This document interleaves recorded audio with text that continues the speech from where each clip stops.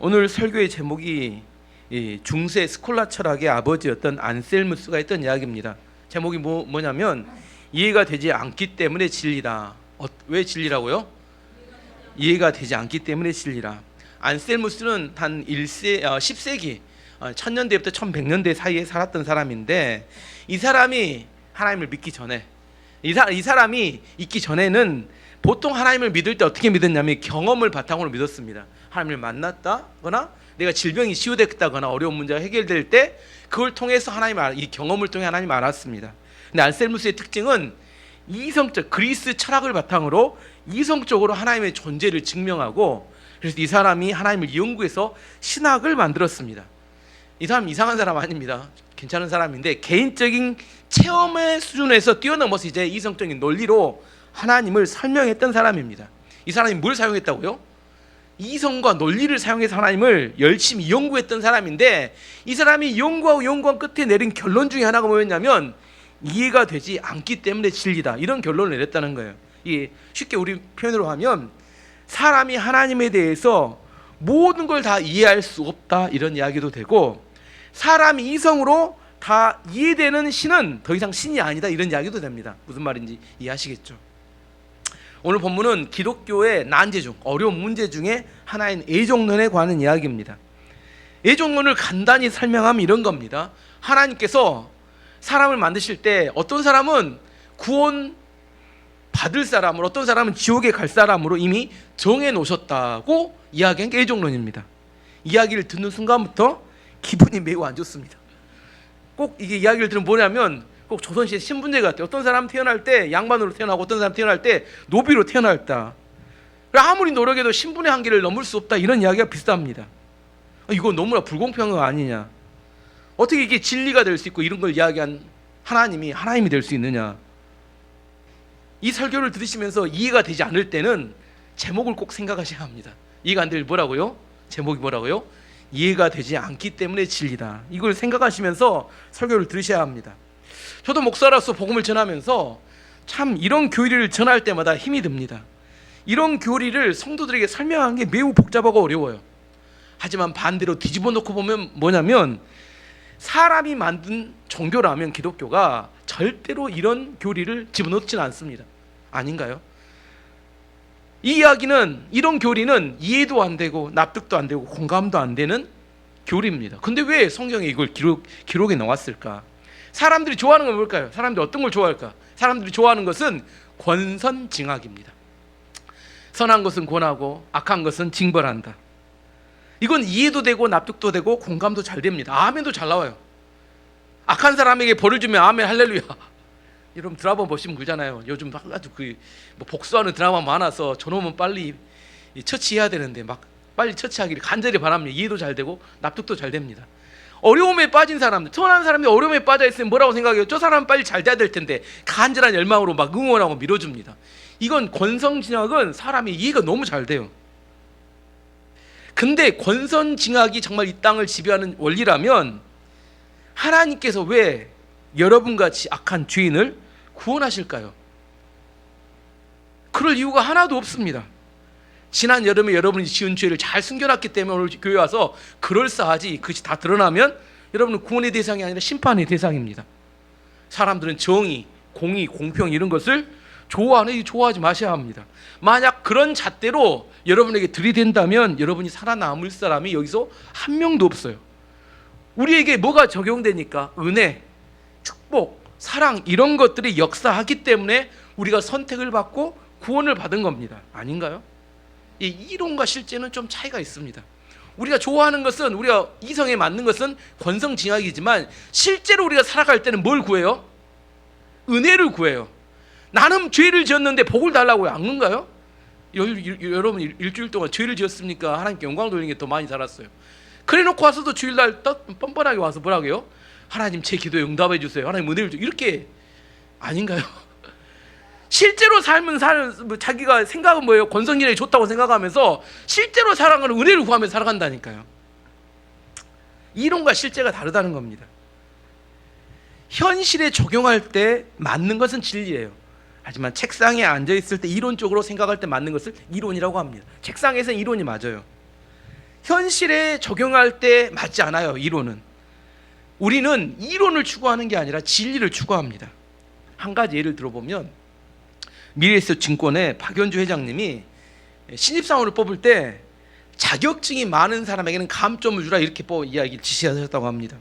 특별히 토익이 900점 이상 고득점자는 감점을 주라 이렇게 이야기했다고 합니다. 왜냐하면 토익이 900점 이상 고득점자는 영어를 못하기 때문에 영어 공부를 열심히 한 사람이다 이렇게 말했대요. 뭔 말 이해 안 되시죠? 네이티브 스피커들, 영어를 모국어처럼 잘 쓰는 사람들은 영어 공부를 안 하는데 왜 영어 공부를 안 할까요? 영어를 잘하니까. 근데 영어를 공부를 안 하기 때문에 토익을 봐도 고득점이 안 나와요. 무슨 의미냐면 신입사원을 뽑을 때 영어 공부를 잘한 사람을 뽑지 말고 영어를 잘한 사람을 뽑으란 말이에요. 더 쉽게 예를 들어볼게요. 여러분은 한국말을 잘합니다. 제가 굉장히 빠른 속도로 설교하지만 잘 알아듣고 또 여러분 의견을 잘 표현합니다. 근데 여러분에게 한국어 능력시험을 보게 하면 점수가 잘 나올까요? 못 나올까요? 우리나라 문법이 영어보다 훨씬 어렵습니다. 우리나라 맞춤법, 저도 이렇게 막 타이핑을 쳐보지 않으면 이렇게 한글이 알아서 문법도 이렇게 맞춤법도 맞춰주고 막 이렇게 고쳐줘요. 근데 이게 맞춤법을 맞추는 것이 저도 막 곤란할 때가 있어요. 이게 맞나 틀리나 막 고민될 때가 있는데 한국 맞춤법이나 문법은 매우 어렵습니다. 근데 공부를 안 해요. 왜 공부를 안 할까요? 공부 안 해도 한국말로 말하고 대화하는데 전혀 불편함이 없어. 근데 어떤 사람이 한국어 능력시험을 볼까요? 외국인 노동자들은 한국어 능력시험 엄청 공부 열심히 합니다. 왜 그러냐면 우리나라 일해야 되니까. 그들이 고득점이 나와요. 우리보다 시험 점수를 잘 맞습니다. 근데 우리와 외국인 노동자 중에 누가 한국어를 더 잘할까요? 우리가 더 잘해요. 아시겠죠? 무슨 말인지 이해하시겠죠? 이론과 실제는 다른 겁니다. 오늘의 말씀의 주제는 애정론입니다. 하나님의 주권적인 선택과 은혜입니다. 이삭이 리브가하고 결혼을 했어요. 그리고 나서 아이를 못 가졌는데 20년 만에 임신을 했습니다. 임신했는데 아이가 쌍둥이가 들어선 거예요. 얼마나 기뻤겠습니까? 불임 20년 만에 아이를 임신했으니까. 그 아이의 이름은 에서와 야곱입니다. 근데 문제는 이 아이들을 임신해놨는데 두 아들이 뱃속에 있는데 싸우는 거예요. 뱃속에도 싸우는 거예요. 근데 싸우는 게 그냥 싸우는 게 아니라 싸워도 너무 심하게 싸우는 거예요. 너무 심하게 싸우니까 이삭과 림브가가 이게 문제가 되어가지고 하나님께 나가서 기도했어요. 왜 기도했을까요? 그냥 싸웠으면 기도했을까요? 피 터지도록 하는 피를 안 터지겠지 뭐 아무튼 그렇게 심하게 싸웠으니까 이게 문제다 하고 생각해서 기도했다는 거예요. 아마 기도를 어떻게 했을까 제가 상상을 해봤는데 하나님 뱃속에서 애들이 나대도 너무나 나댑니다. 애들 좀 진정시켜 주세요. 이렇게 기도하지 않았을까 생각합니다. 그때 하나님께서 이렇게 응답을 하셨어요. 창세기 25장 22절 23절 말씀 보시면 그 아들들이 그의 태 속에서 서로 싸우는지라 그가 이르되 이럴 경우에는 내가 어찌할꼬 하고 가서 여호와께 묻자온대 여호와께서 그에게 이르시되 두 국민이 내 태중에 있구나 두 민족이 내 복중에서부터 나누이리라 이 족속이 저 족속보다 강하겠고 큰 자가 어린 자를 섬기리라 하셨더라. 두 가지를 하나님 응답해 주셨습니다. 첫 번째는 뭐냐면 내 태중에는 두 자식이 있는데 두 자식 다 어떻게 된다고요? 큰 민족을 이루게 될 것이다. 엄청난 축복의 말씀입니다. 자식이 번성하게 될 것이다. 이건 축복 중에 축복입니다. 근데 두 번째 하나님이 말씀하셨는데 큰 자가 어린 자를 섬기게 될 것이다. 또 이해가 안 되는 말씀하셨대요. 일반적으로 그 당시에는 큰아들이 장자의 축복을 받고 대를 이었는데 동생이었던 야곱이 장자의 축복을 받게 되고 이어서 족장이 될 것이다 이런 이야기를 하셨어요. 내용을 정리해보면 이런 겁니다. 애들이 뱃속에서 심하게 싸우니까 기도했는데 응답은 엉뚱한 응답이 왔다는 겁니다. 앞으로 두 아이의 미래에 대한 하나님의 애언의 말씀을 들은 겁니다. 왜 형이 동생을 섬기게 될 것인가에 대해서는 설명하지는 않으셨어요. 창세기에는. 그런데 오늘 본문에 왜 하나님이 그렇게 하셨는지에 대한 설명이 나옵니다. 10절부터 13절까지 말씀 보시면 그뿐 아니라 또한 리브가가 우리 조상 이삭 한 사람으로 말미암아 임신하였는데 그 자식들이 아직 나지도 아니하고 무슨 선이나 악을 행하지 아니한 때에 택하심을 따라 되는 하나님의 뜻이 행위로 말미암지 않고 오직 부르시는 이로 말미암아 서게 하려 하사 리브가에게 이르시되 큰 자가 어린 자를 섬기리라 하셨나니 기록된 바 내가 야곱은 사랑하고 에서는 미워하였다 하신 것과 같으니라. 11절 말씀 보면 뭐라고 하냐면 하나님의 뜻이 사람의 행위, 사람이 선하고 악한 행위에 기반을 두지 않고 부르신 하나님의 뜻대로 하나님의 선택에 따라 달리게 하기 위해서, 이 진리를 세우도록 하기 위해서, 우리 가운데 어떤 하나님의 뜻이 이루어질 때 어떤 사람이 선하냐 악하냐 그것 때문에 하나님이 행하시는 게 아니라 하나님께서 선택하셔서 그 복과 화를 결정하신다는 겁니다. 쉽게 말하면 이런 겁니다. 어떤 사람이 복을 받고 잘 살아요. 왜 그랬냐? 사람이 선하게 행하기 때문이 아니라 하나님께 그 복을 주시로 작정하셨기 때문이다, 이런 의미라는 겁니다. 사람의 행위에 따라서 그 사람에게 복을 주고 잘 대해주신 게 아니라 하나님께서 부르셔서 선택한 그 사람에게 하나님의 축복과 은혜가 주어진다는 겁니다. 사람의 운명이 하나님의 주권에 달려있다고 말씀하시는 거예요. 근데 이런 이야기를 들을 때마다 어떤 생각이 드냐면 당황스럽다는 겁니다. 내가 어떻게 하는지는 중요하지 않고 하나님께 모든 것에 달려있다. 그럼 나는 뭐냐? 이런 생각을 하게 돼. 나는 뭐냐? 이걸 뭐라고 한다고요? 하나님의 주권과 예정 교리라고 합니다. 장로교를 만든 칼빈의 대표적인 신학이 바로 이런 신학입니다. 그래서 이것을 칼빈주의라고 해요. 이런 이야기를 하면 사람들이 뭐라고 생각하냐면, 그러면 사람은 로봇 같느냐? 하나님이 모든 걸 결정하시고 사람은 하나님이 정하신 대로 살다가 죽는 거냐? 뭐 어떤 사람 하나님 정하시면 천국 가고 어떤 사람 하나님이 정하시면 지옥 간다고 정하시는 것, 이거 너무 불공평한 일 아니냐? 이렇게 생각한다는 거예요. 책상에 앉아서 생각하면 이해도 안 되고 납득도 안 되고 공감도 안 됩니다. 꼭 이런 거와 똑같아요. 토익 점수 높은 사람을 떨어뜨리고 낮은 점수 있는 사람을 합격시킨다. 여러분 이해가 되신가요? 책상에 앉아서는 이해가 안 돼요. 하지만 현실로 들어가면 이런 일들은 너무 많이 발생한다는 거예요. 현실로 들어가면 이런 이야기가 너무 많아요. 예를 들어 보겠습니다. 요즘 최신 핸드폰 갤럭시 S24 한 150만 원 정도 됩니다. 150만 원이 넘기도 하고 뭐 기종 따라 좀 다른데, 근데 친척이 휴대폰 가게를 합니다. 그래서 10만 원에 살 수 있다고 이야기해요. 10만 원에 구매를 해갖고 왔어요. 그럼 이 사람은 뭐예요? 은혜 받은 거죠. 150만 원짜리 10만 원에 샀으니까. 근데 10만 원에 샀다고 와서 이야기하니까 주변 사람들이 난리가 났어요. 150만 원 주고 산 나는 호구냐? 10만 원에 판 사람이 잘못했는가요? 150만 원 전 가격에 산 거 아닌가요? 10만 원에 산 사람은 은혜지만 나머지 사람들은 불평하거나 원망할 그런 일은 아닙니다.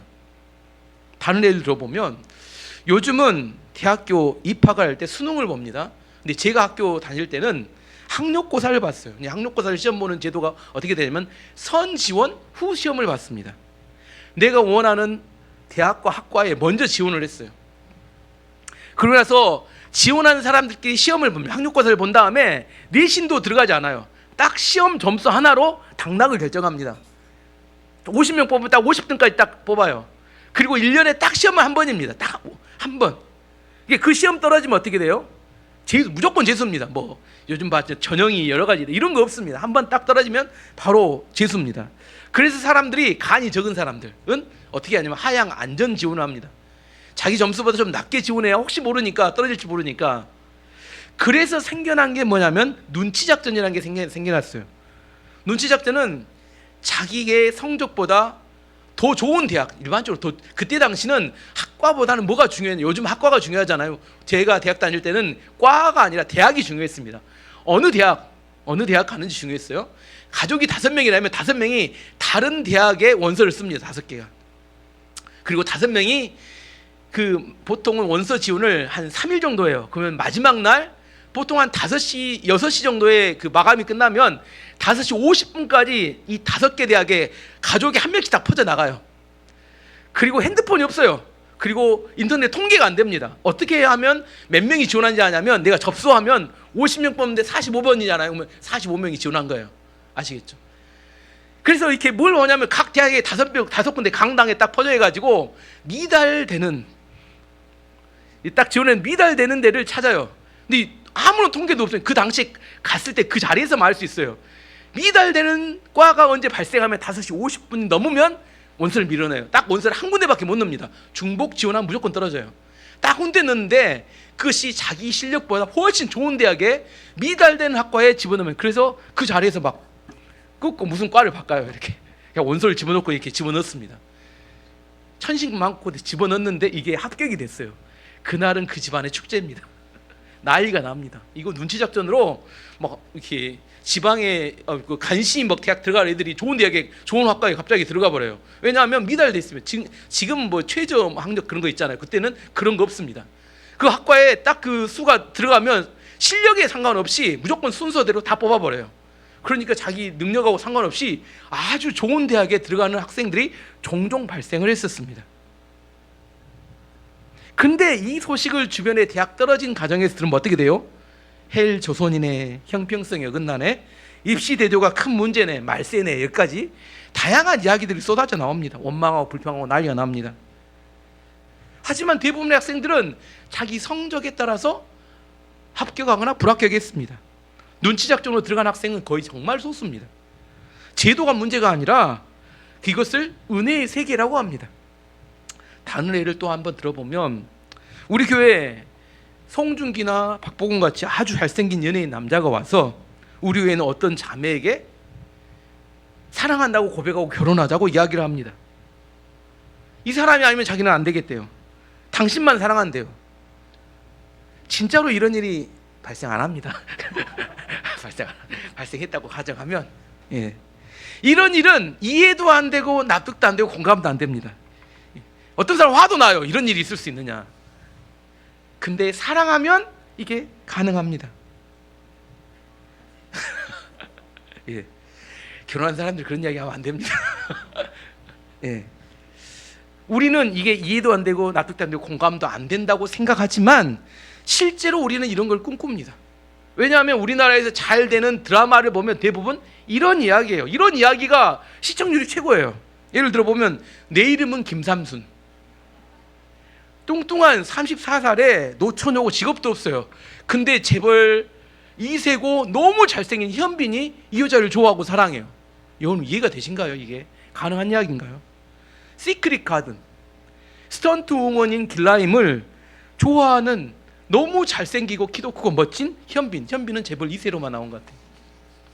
또 응답하라 1988, 덕선이는 정교 999등입니다.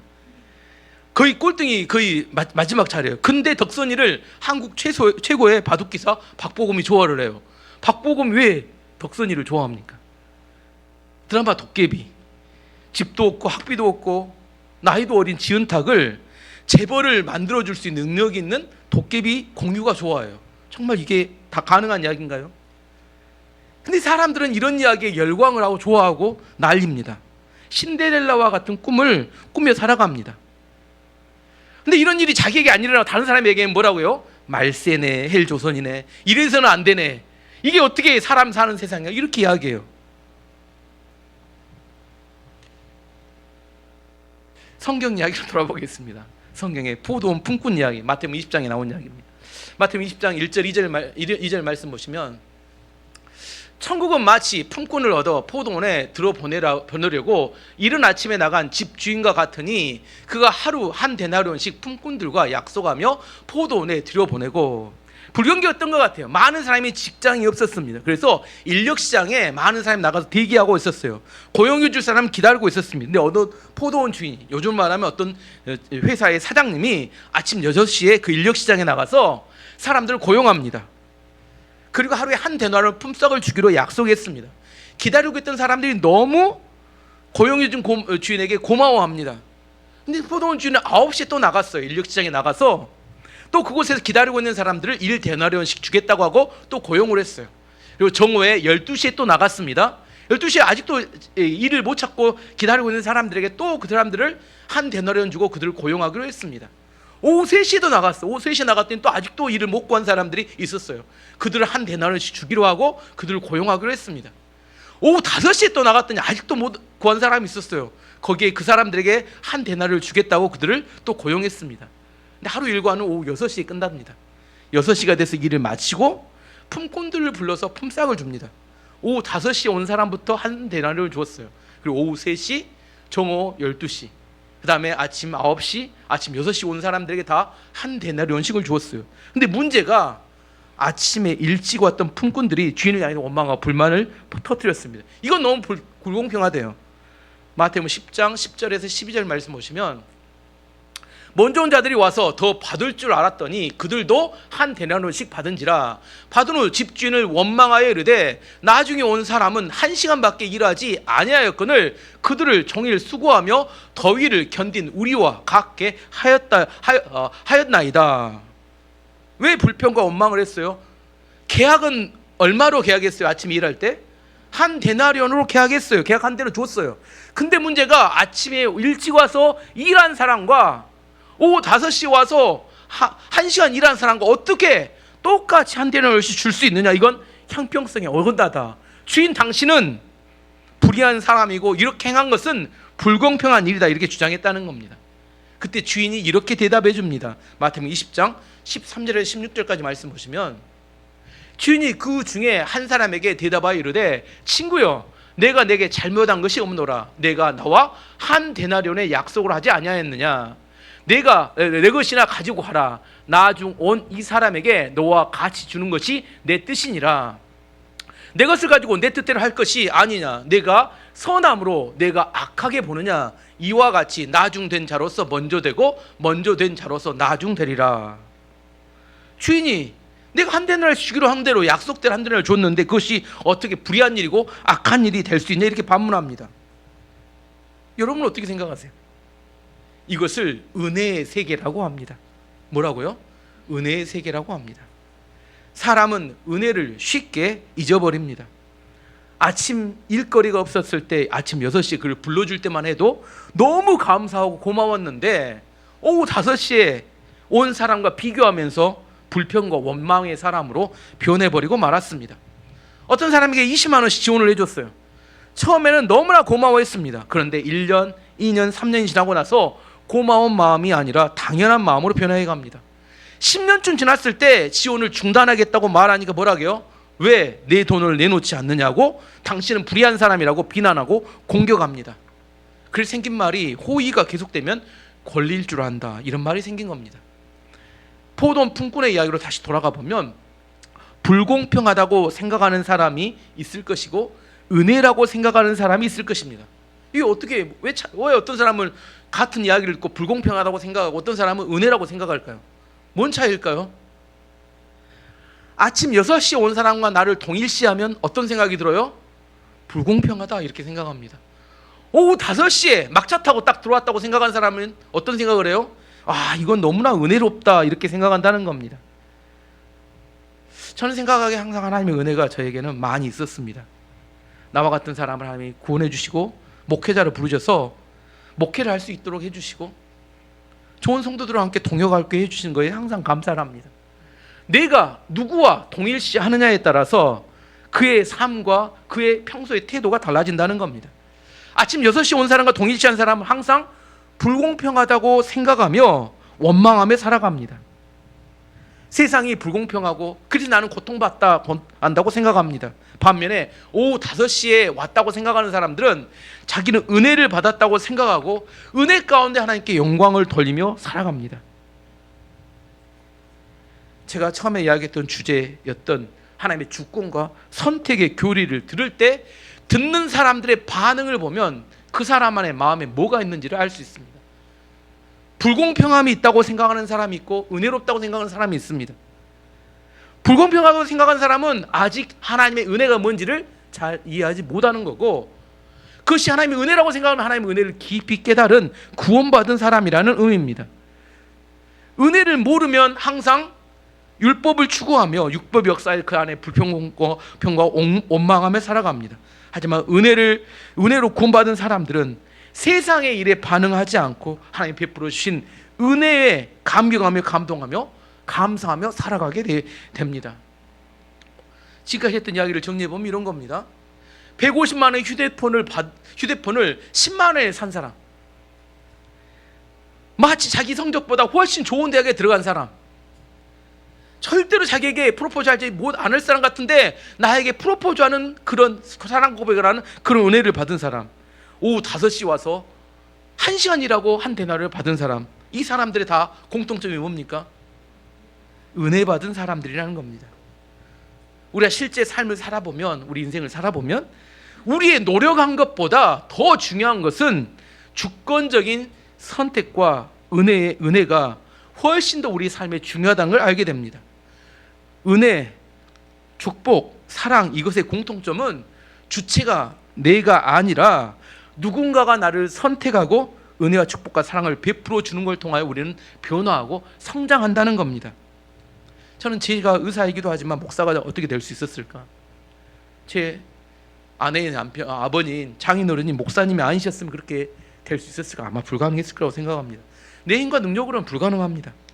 하나님께서 저에게 그런 길을 갈 수 있도록 길을 열어주셨기 때문에 가능했습니다. 내가 하고 싶다고 할 수 있는 일은 아닙니다.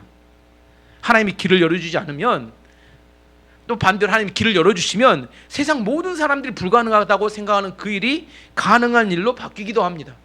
성경의 예를 들어보면 요셉이 어떻게 애굽의 총리가 될 수 있었을까요? 요셉이 노력해서 됐을까요? 하나님의 주권적인 선택과 은혜가 있었기 때문에 가능했습니다. 목동이었던 다윗이 어떻게 이스라엘의 왕이 될 수 있었을까요? 다윗이 노력해서 될 수 있었을까요? 하나님의 주권적인 선택과 은혜가 있었으면 가능했습니다.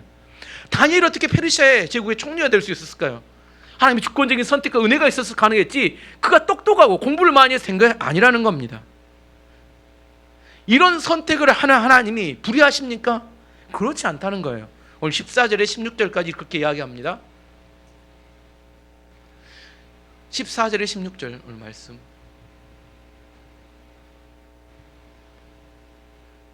오늘 본문 14절에 16절 말씀 안 나온가요? 제가 읽어드릴게요. 그런즉 우리가 무슨 말을 하리요? 네, 하나님께서 하나님께 불의가 있느냐? 그럴 수 없느니라. 모세에게 이르시되 내가 긍휼히 여길 자를 긍휼히 여기고 불쌍히 여길 자를 불쌍히 여기리라 하셨으니, 그런즉 원하는 자로 말미암음도 아니요 다름질하는 자로 말미암음도 아니요 오직 긍휼히 여기시는 하나님으로 말미암음이니라. 하나님께 특별한 은혜를 선택하고 은혜를 베푸신 것이 불의하냐? 그렇지 않다는 겁니다. 동일한 원칙으로 세상 모든 사람에게 적용이 되지만 하나님께서 자기에게 선택한 자에게 특별한 은혜와 축복을 주시는 것은 불의하다고 할 수 없는 겁니다. 오늘 말씀의 결론을 맺도록 하겠습니다. 모든 것이 다 이해가 되는 신은 더 이상 신이 아니다. 프랑스 속담입니다. 우리의 인생을 풍요롭게 하고 열매를 맺게 하는 것은 우리가 이해하는 것이 아니라 이해하지 못하는 것들일 가능성이 높습니다. 하나님의 주권에 대해서 반발하는 사람들이 많습니다. 왜냐하면 왜 하나님의 은혜에 대해서 반발할까요? 주권에 대해 반발할까요? 결론을 봐서는 은혜를 받지 못했기 때문입니다. 은혜를 경험하는 거, 이게 매우 중요합니다. 예전에 들었던 예화 중에 워치만 리가 중국의 강을 따라 이게 선교를 하는데, 전도를 하러 다니는데 강을 배를 타고 가고 있는데 갑자기 배 앞에 큰 암초 같은 바위가 나타났습니다. 이게 다 죽었구나, 이제 배가 부딪히면 죽으니까 죽었구나 생각하고 어치마니가 눈을 찔끔 감고 하나님 살려주십시오 하고 간절히 기도했어요. 근데 눈을 떴더니 그 암초가 사라져 버렸어요. 어떻게 됐는가 봤더니 강물이 갑자기 쏙 불어나더니 그 암초를 넘어버렸어요. 이게 암초가 있었는데 강물이 불어나니까 배가 암초를 이렇게 암초 위로 지나가 버린 겁니다. 그러면서 그가 묵상하며 깨달은 게 뭐냐면, 우리 인생에 수없이 많은 암초들이 나타나지만 하나님의 은혜의 강물이 흘러 들어오면 그 암초를 넘어갈 수 있겠구나, 이런 생각을 했다는 겁니다. 오늘 제가 어려운 이야기 했으며 예정론은 어렵습니다. 난제입니다. 하나님의 주권과 주권적 선택과 은혜에 대한 이야기를 했어요. 이해를 꼭 다 하실 필요는 없습니다. 근데 중요한 건 뭘 기억하시면 되냐면, 뭐가 중요하다고요? 우리 인생의 문제를 해결하는데 은혜가 중요하다는 거예요. 은혜를 못 받는 사람은 항상 원망하고 불평하며 살아갑니다. 하나님의 선택에 대해서 왜 하나님이 그렇게 선택하셨는지 내가 이해가 되지 않는다. 왜 이해가 되지 않아요? 나는 핸드폰을 150만 원 주고 샀으니까 이해가 안 됩니다. 10만 원 주고 산 사람은 이해가 너무 잘 돼요. 내 인생이 아무것도 아니었는데 내가 은혜 받아서 이렇게 됐다고 생각하는 사람은 그 모든 것이 이해가 철철철 잘 됩니다. 하나님이 나의 주권적인 선택하셔서 나에게 이런 은혜를 주셨다. 그 사람은 전혀 불만이 없어요. 근데 은혜를 못 받으면 어떻게 돼요? 이 모든 것이 불만하고 원망스러운 일 따름입니다. 나 이해도 안 되고 받아들이기도 어렵고 공평, 정의 그런 걸 이야기합니다. 하지만 그런 걸 이야기하는 사람은 딱 한 가지입니다. 은혜 받지 못했구나. 중요한 게 오늘 핵심에 기억해야 될 건 뭐냐면 은혜 받으면 해결이 된다는 거예요. 뭐 이 교리를 다 이해하라고 제가 설명한 건 아닙니다. 하지만 은혜 받지 못하면 평생 원망하고 불평하고 살아갑니다. 그 사람이 정말 하나님의 은혜를 알까? 이런 생각을 해봅니다.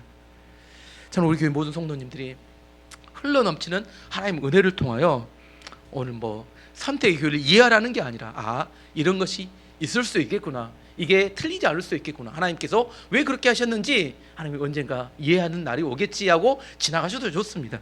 하지만 은혜 못 받고 살아가는 것은 금물입니다. 교회를 다니는데 은혜가 없다, 정말 세상 불쌍한 사람이 되는 겁니다. 여러분에게 하나님의 흘러넘치는 은혜가 있어서 정말 하나님께 영광 돌리고 믿음으로 반응하는 그런 교회와 성도님 되시길 축원합니다.